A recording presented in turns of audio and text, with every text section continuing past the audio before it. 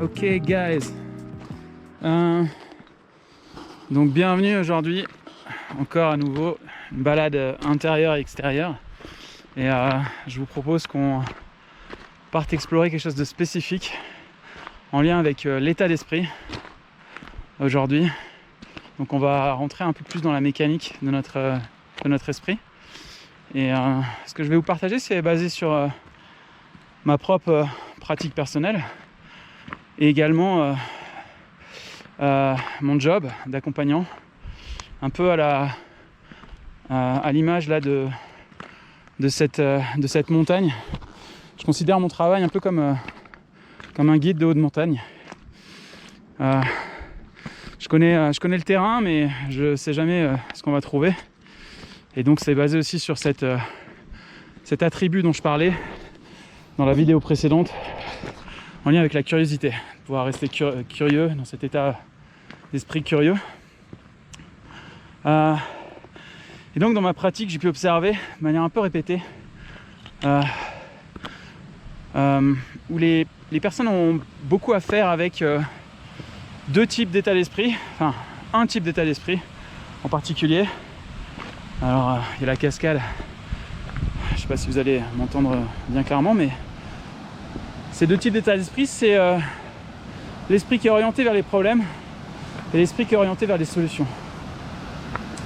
Et en général, quand notre esprit est orienté vers les problèmes, ça a des conséquences sur la manière avec laquelle on perçoit le monde, la manière avec laquelle on peut prendre soin de notre envol, notre épanouissement.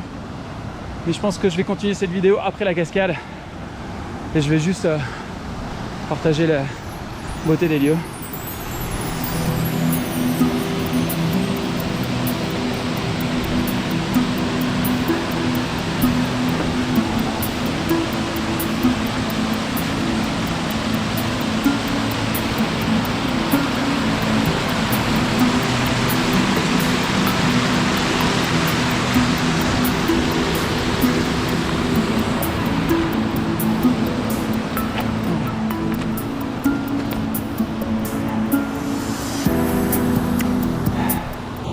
Donc cet esprit qui est orienté vers les problèmes, du coup il détermine aussi la perception qu'on a du monde, la manière avec laquelle on se relie avec le monde.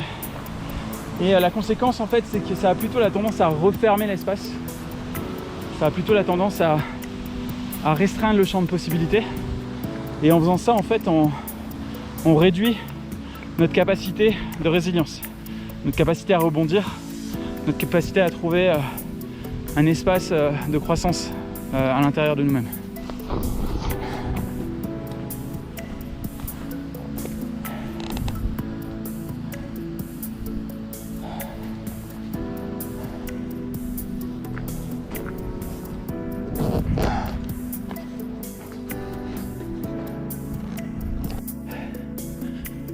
Ok, et du coup, donc le pendant de cet état d'esprit qui est orienté problème, c'est l'état d'esprit qui est orienté solution. Et ça se manifeste sur des petits détails. Si on est bloqué à un endroit, l'idée c'est de se rappeler que c'est pour l'instant, avec mon état de conscience du moment et avec les compétences que j'ai dans ce moment. Et si ces compétences changent et si mon état de conscience change, ce que je vais expérimenter va changer. Et là on commence à réorienter notre esprit avec quelque chose de beaucoup plus flexible. Quelque chose qui peut se remettre en mouvement, quelque chose qui peut développer une capacité de résilience. Et si on peut être guidé sur le chemin, si quelqu'un peut nous pointer en fait cette direction,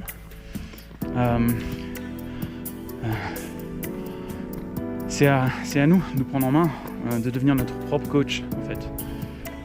Et quand il y a cette capacité de résilience qui est présente, je suis beaucoup plus en capacité de percevoir les situations et les opportunités qui sont présentes dans ces situations. Si j'aborde les situations comme un obstacle après l'autre et un échec après l'autre parce que ces obstacles se manifestent, c'est la meilleure manière en fait pour ne jamais pouvoir développer un esprit résilient, ouvert, qui va permettre de Désolé, là je suis à 2500 mètres et en montée ça fracasse un peu là en parlant en même temps.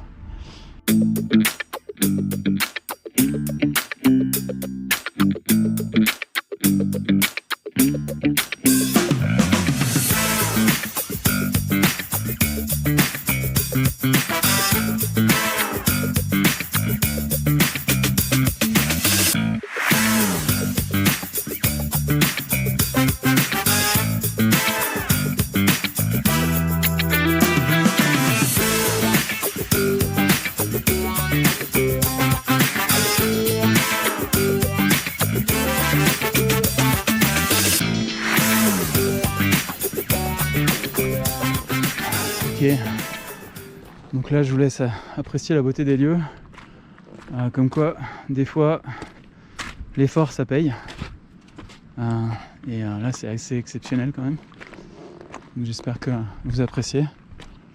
Je sais même pas si je vais pouvoir continuer le chemin parce que ça a l'air d'être bien enneigé, même vraiment bien enneigé. On va voir. Donc voilà, ce point, cultiver un état d'esprit orienté solution. Première chose, identifier, ça c'est un peu la loi cosmique. Premier point, c'est la conscience. Sans conscience, il n'y a pas de suite, pas de chemin. Donc premier point, identifier. Et ensuite, faire un pas de côté. Souvent, quand on a appris à fonctionner d'une certaine manière, qu'on a développé une tendance habituelle, c'est devenu, ça fait partie de notre identité. Et l'idée, déjà en prenant conscience, c'est que je me différencie. J'ai parlé de cette capacité de différenciation. Donc en prenant conscience, je me différencie. En me différenciant, je récupère un bout de mon joystick, un bout de ma capacité de choix. Et à cet endroit-là, je peux choisir à nouveau, arrêter de mettre de l'énergie dans cette direction-là, et me créer une nouvelle identité qui, elle, sera plus orientée solution.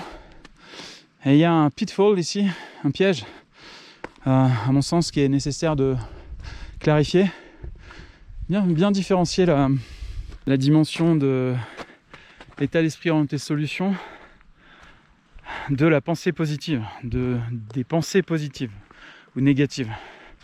Ça n'a rien à voir avec ça. Ici, il n'y a pas d'évaluation sur les pensées qui soient négatives ou positives, avec quelque chose à rejeter ou quelque chose à saisir, à attraper. C'est un art contemplatif, c'est une posture contemplative. Premier mouvement, c'est l'accueil, toujours. Et pour une raison bien simple, c'est que ce à quoi tu résistes persiste.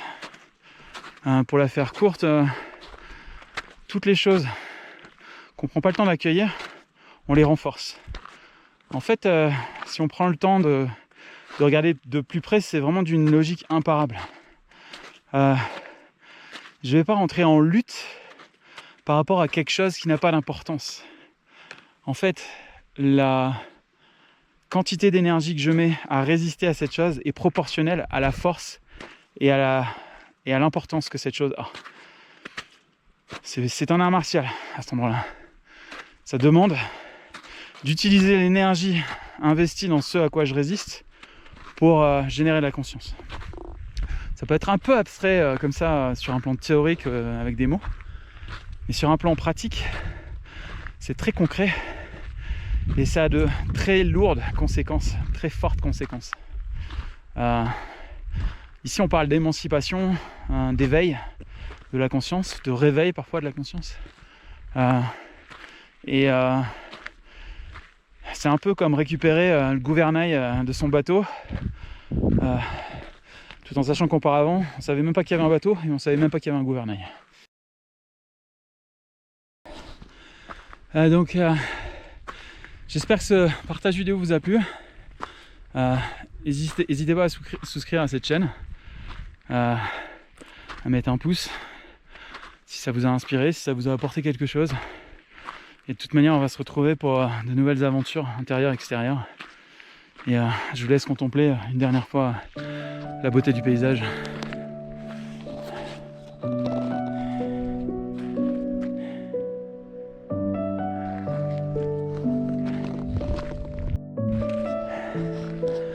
Et pour ma part, je vais continuer le chemin et on va voir ce qu'il réserve avec un état d'esprit curieux et alerte. Prenez soin de vous.